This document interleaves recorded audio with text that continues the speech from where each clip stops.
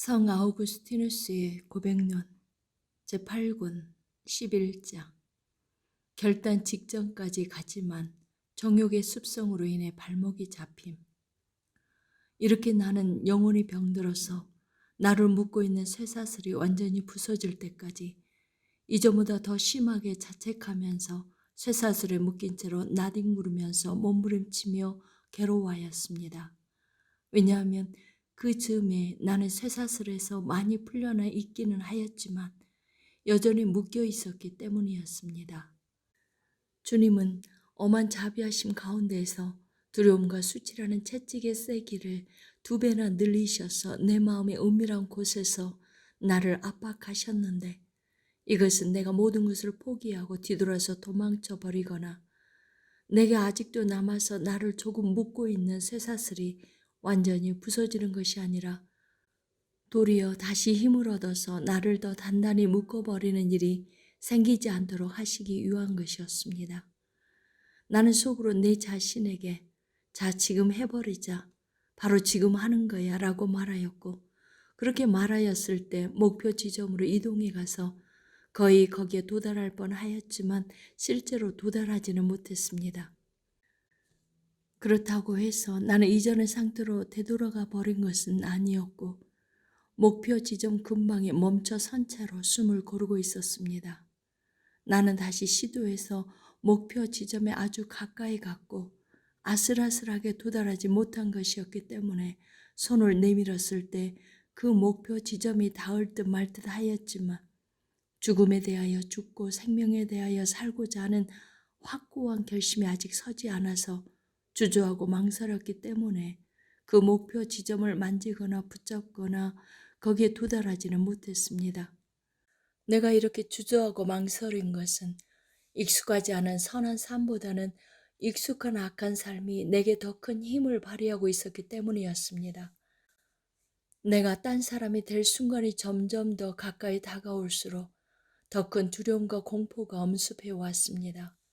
하지만 이것은 나로 하여금 겁을 집어먹고서 뒤로 도망치거나 어떻게든 그 자리를 회피해 버리게 하지는 못하였고, 단지 나를 더 이상 앞으로 나아가지 못하게 붙잡아 둘 수 있었을 뿐이었습니다.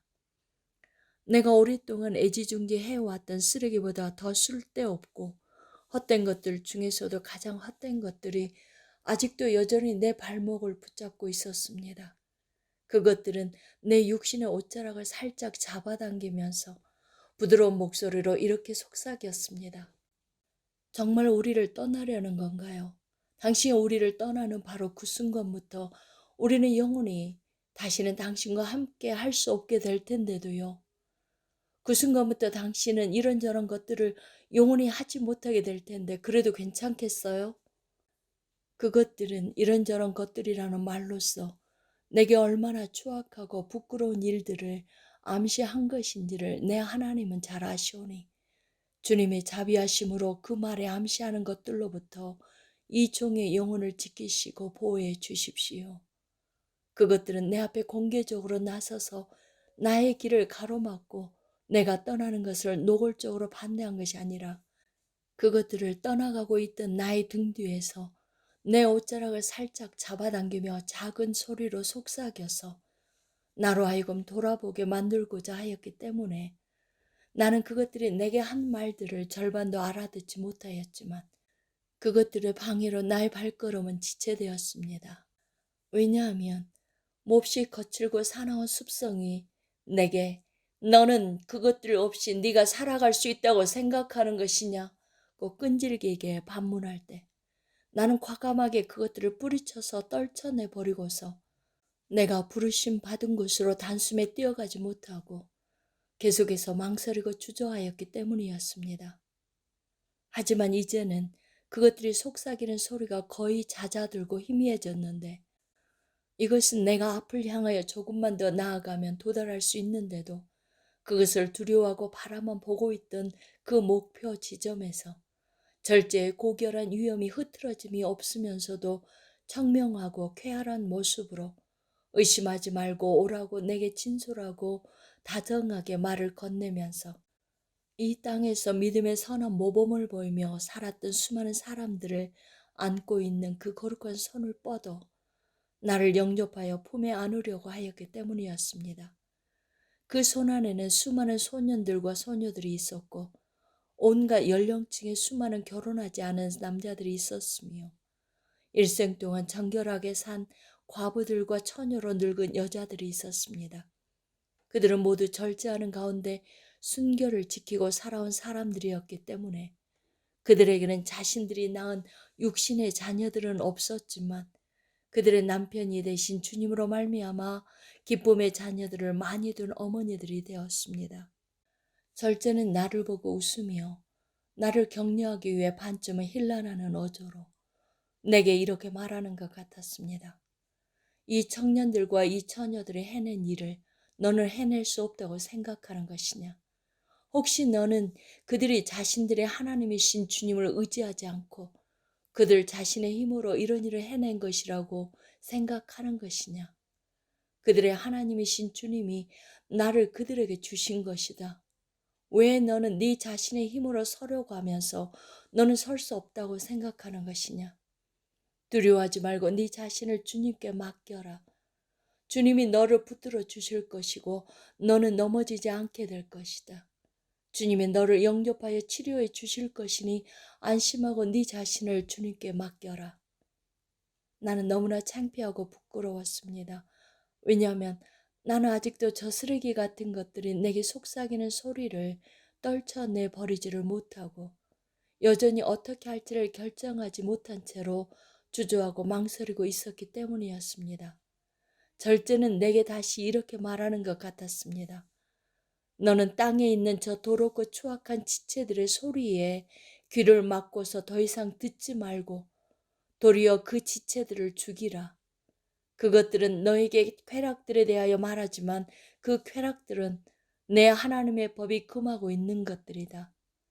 이렇게 내 마음속에는 내 자신을 상대로 한 논쟁이 계속되어 있었고 내 옆에서 알리피우스는 내가 이렇게 비정상적으로 떠 있는 상태가 언제 어떻게 끝나게 될지를 아무 말 없이 숨죽이고 지켜보고 있었습니다.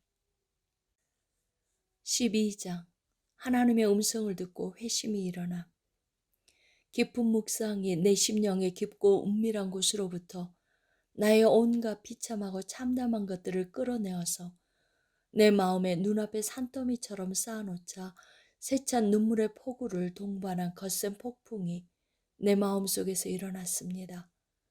나는 크게 소리내어 엉엉 울고 싶은 마음이 들었고 그렇게 우는 데에는 혼자 있는 것이 좋겠다는 생각이 들어서 알리비우스 곁을 떠나 그가 동산에 있는 것이 내게 전혀 부담으로 느껴지지 않을 만큼 멀리 갔는데 이것이 그때의 나의 심정이었고 알리피우스도 그것을 알고 있었습니다. 그 내용은 기억이 나지 않지만 나는 그의 곁을 떠날 때 무슨 말인가를 했던 것 같고 그런 내 목소리가 이미 울음으로 잠겨 있다는 것을 알아차리고서 너무나 놀라서 우리가 늘 함께 앉아있던 바로 그 자리에 계속해서 혼자 앉아 있었습니다. 내가 어떻게 해서 그렇게 되었는지는 기억이 나지 않지만 나는 어느 무화과 나무 아래에 쓰러져서 흐르는 눈물을 주체하지 못하고 하염없이 눈물을 흘렸습니다. 내 눈에서 끊임없이 솟아나온 눈물의 강은 주님께 드려진 받으실 만한 제사였습니다. 그때 내가 정확히 어떤 표현들을 사용했는지는 모르겠지만 나는 다음과 같은 취지로 주님께 부르짖었습니다. 주님 어느 때까지니까? 주님 어느 때까지니까? 영원히 노하시리이까? 우리의 이전의 죄악을 기억하지 마소서. 그때까지도 나는 내 자신이 여전히 죄악에 붙잡혀 있다고 느꼈기 때문에 애처로운 목소리로 이렇게 부르짖었습니다. 언제까지 기다려야 하는 것입니까? 내일이라고요? 왜 지금 당장은 안 되는 것입니까? 왜 지금 바로 이 시간에 나의 추하고 부끄러운 삶을 끝내주시면 안 되는 것입니까? 나는 이렇게 부르짖고서는 마음으로부터 통회하고 통곡하였습니다. 바로 그때 옆집에서 들려오는 목소리가 있었는데 그것이 소년의 것이었는지 소녀의 것이었는지는 알 수 없었지만 노래 부르는 것처럼 반복해서 들려왔습니다. 집어들고서 읽어라. 집어들고서 읽어라. 나는 즉시 정색을 하고서 아이들이 어떤 놀이를 하면서 그런 노래를 부르는지를 곰곰이 생각해 보았지만 그 어디에서도 그런 노래를 들어본 기억이 없어서 하나님이 내게 성경을 펼쳐서 내 눈에 처음으로 들어온 구절을 읽으라고 명하신 것으로 해석할 수밖에 없었기 때문에 솟구쳐 오르는 눈물을 억누른 채로 자리에서 일어났습니다. 왜냐하면 일전에 나는 안토니우스가 교회 갔다가 거기에서 우연히 복음서에서 나오는 가서 너의 소유를 팔아 가난한 자들에게 주라. 그리하면 하늘에서 보화가 내게 있으리라. 그리고 와서 나를 따르라 하는 말씀을 듣고서 그것을 하나님이 자기에게 주신 말씀으로 받아들이고서는 즉시 주님께로 회심하였다는 말을 들은 적이 있었기 때문이었습니다. 그래서 나는 서둘러서 알리피우스가 앉아있는 곳으로 되돌아갔는데 아까 거기에서 일어나 이쪽으로 올 때 사도의 서신들이 적혀 있는 책을 거기에 두고 왔기 때문이었습니다.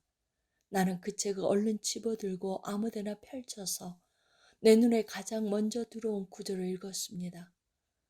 방탕하거나 술 취하지 말며 음란하거나 호색하지 말며 다투거나 시기하지 말고 오직 주 예수 그리스도로 옷 입고 정욕을 위하여 육신의 일을 도모하지 말라.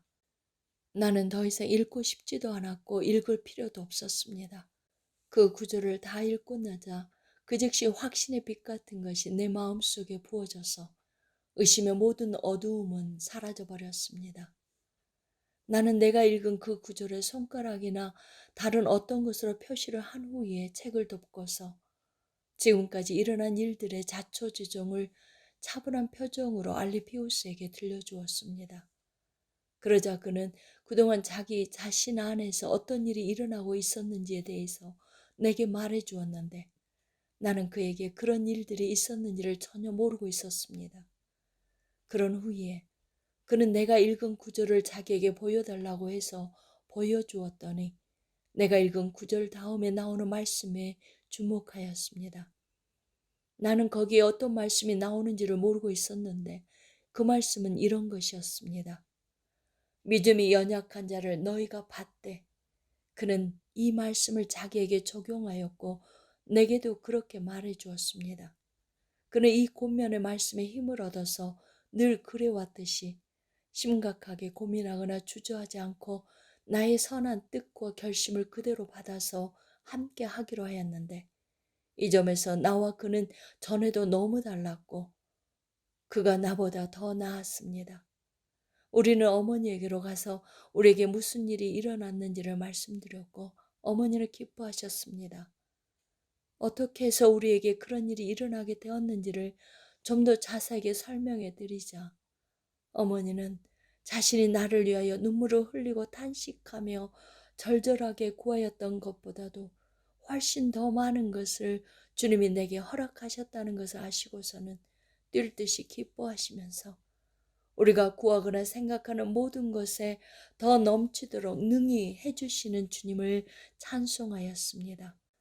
왜냐하면 주님은 나를 주님께로 회심시켰을 뿐만 아니라 나로 하여금 아내를 비롯해서 이 세상에 속한 그 어떤 것도 구하지 않게 해주셨고 아주 오래전에 주님이 꿈에서 어머니에게 나에 대하여 보여주셨던 바로 그 믿음의 잣대 위에 서게 해주셨기 때문이었습니다. 또한 주님은 어머니의 슬픔을 기쁨으로 바꾸어 주셨는데 그 기쁨은 어머니가 바랐던 것보다도 훨씬 더 풍성한 것이었고 내가 결혼해서 손자를 낳아드렸을 때 얻게 될 것이라고 기대하셨던 그런 기쁨보다도 훨씬 더 소중하고 순결한 것이었습니다. 할렐루야.